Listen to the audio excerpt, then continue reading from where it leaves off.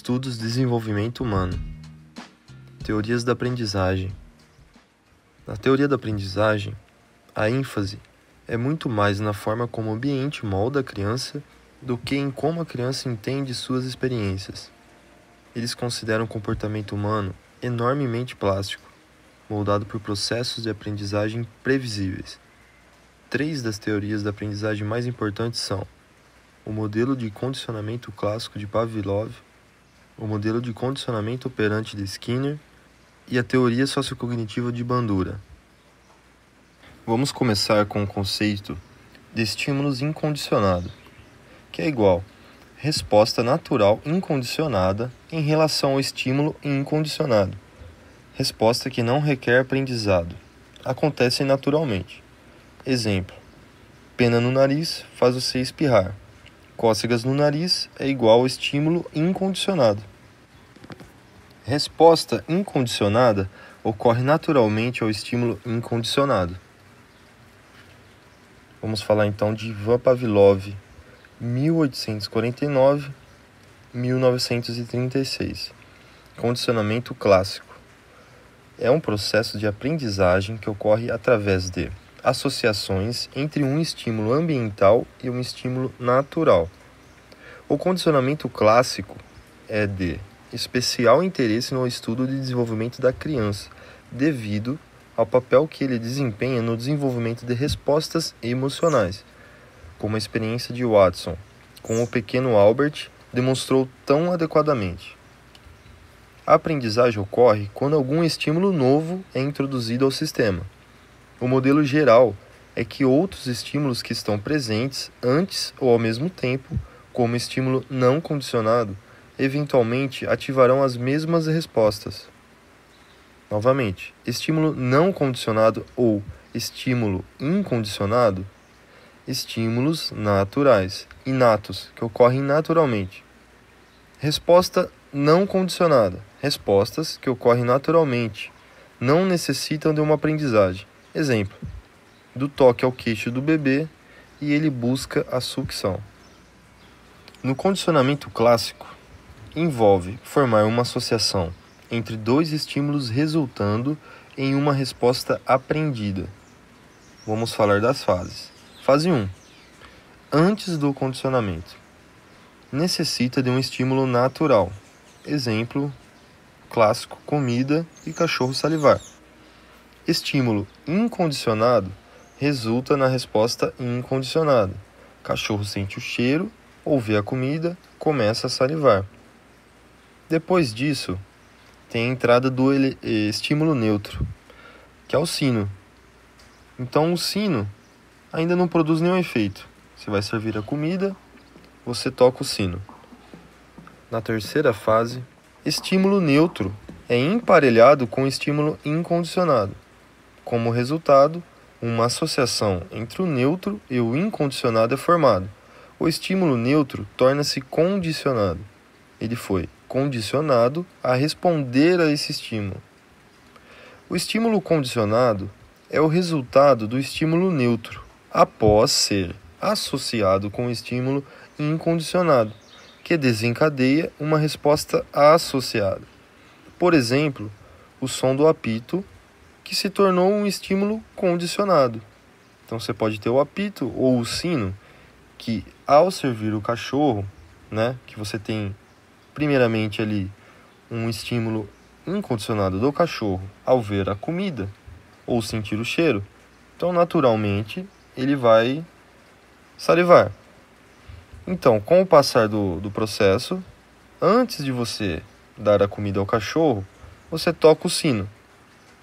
Então, o sino, que era o elemento neutro no início do processo, está condicionado agora à interpretação do cachorro. Ou seja, você toca o sino, ele já começa a salivar. Que aí, quarta fase. O estímulo condicionado provoca resposta sem o estímulo incondicionado. Ou seja, antes o cachorro, ao ver a comida, salivava. Agora, ao tocar o sino, ele já saliva, mesmo sem ver ou sentir o cheiro da comida. O modelo de condicionamento operante de Skinner. é o processo através do qual a frequência de um comportamento aumenta ou diminui devido às consequências que o comportamento produz. Se você começar a se sentir bem ao correr cada dia mais, superando o obstáculo anterior, e sua frequência da corrida aumentar devido ao seu sentimento de bem-estar ao correr cada dia mais, pode atrelar as consequências do comportamento de correr ao condicionamento operante. O reforço ocorre quando uma consequência resulta em um aumento na frequência de um determinado comportamento. Com reforço positivo, um estímulo adicionado ou consequência aumenta um comportamento. Se um pai dá sobremesa a uma criança como recompensa por boas maneiras à mesa, e a frequência de boas maneiras à mesa aumentar, a sobremesa será um reforço. Se a frequência não aumentar, a sobremesa não será um reforço. Temos o elemento também de reforço negativo. O reforço negativo aumenta um comportamento porque envolve o término ou a remoção de um estímulo desagradável. Se seu filho está chorando e pedindo que você o segure e você o pega no colo, ele para de chorar. Portanto, seu comportamento de pegá-lo no colo foi negativamente reforçado pela cessação de seu choro, e você estará mais propenso a pegá-lo no colo da próxima vez que ele chorar.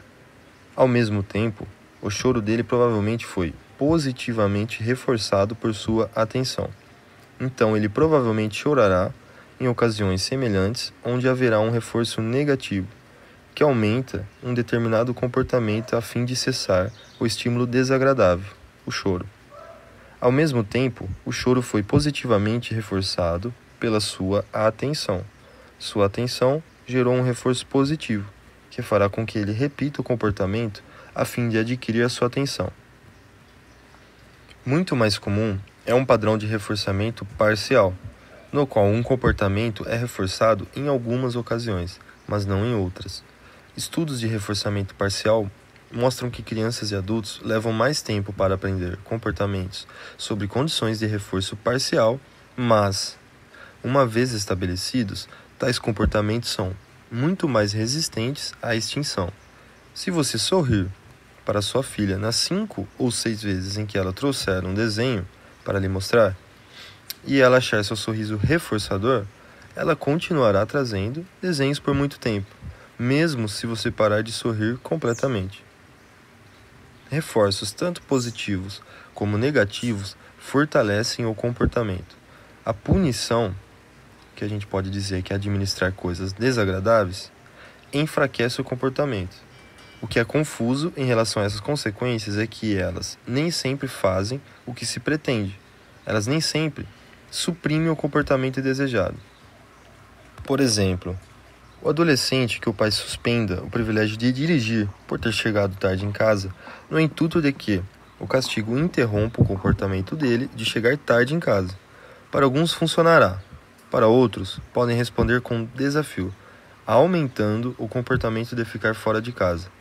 Para eles é uma forma de reconhecimento para a atitude desafiadora, que eles esperam projetar. Para eles, a punição é reforço positivo. Portanto, a punição como reforço deve ser definida pelos seus efeitos sobre o comportamento. Teoria sociocognitiva de Bandura. Albert Bandura construiu a base desses conceitos de aprendizagem tradicionais, mas acrescentou diversas outras ideias fundamentais entre 1989, 2004 e 2008. A aprendizagem também pode ocorrer meramente como resultado de observar alguém realizando alguma ação. A aprendizagem desse tipo, denominada aprendizagem observacional ou modelação, está envolvida em uma ampla variedade de comportamentos. Então, existem os reforços intrínsecos. Esses são reforços internos, tais como o orgulho que uma criança sente quando descobre como desenhar uma estrela, ou o senso de satisfação que você pode experimentar após um exercício vigoroso. Bandura contribuiu muito para a transposição da brecha entre teoria da aprendizagem e teoria cognitivo-desenvolvimental, ao enfatizar elementos cognitivos, mentais, importantes na aprendizagem observacional. De fato, ele agora chama sua teoria de teoria sociocognitiva. Bandura agora enfatiza o fato de que a modelação pode ser o veículo para aprender informação abstrata e habilidades concretas. Na modelação abstrata, o observador deduz uma regra que pode ser a base do comportamento do modelo, no caso o pai. Então, aprende a regra e o comportamento específico. Uma criança que vê seus pais sendo voluntários um dia por mês em um banco de alimentos pode deduzir uma regra sobre a importância de ajudar os outros, mesmo se os pais nunca realmente articularam essa regra. Portanto, através da modelação, uma criança pode adquirir atitudes, valores, formas de resolver problemas, até padrões de autoavaliação. Coletivamente, os acréscimos de Bandura à teoria de aprendizagem tradicional tornam sua teoria muito mais flexível e poderosa, embora ela ainda não seja uma teoria fortemente desenvolvimental, ou seja, Bandura tem pouco a dizer sobre quaisquer mudanças que possam ocorrer com a idade, no que ou em como uma criança pode aprender por modelação. Em comparação às teorias tanto psicanalítica quanto cognitivo-desenvolvimental, são fortemente desenvolvimentais, enfatizando a mudança qualitativa sequencial, frequentemente em estágios, que ocorre com a idade.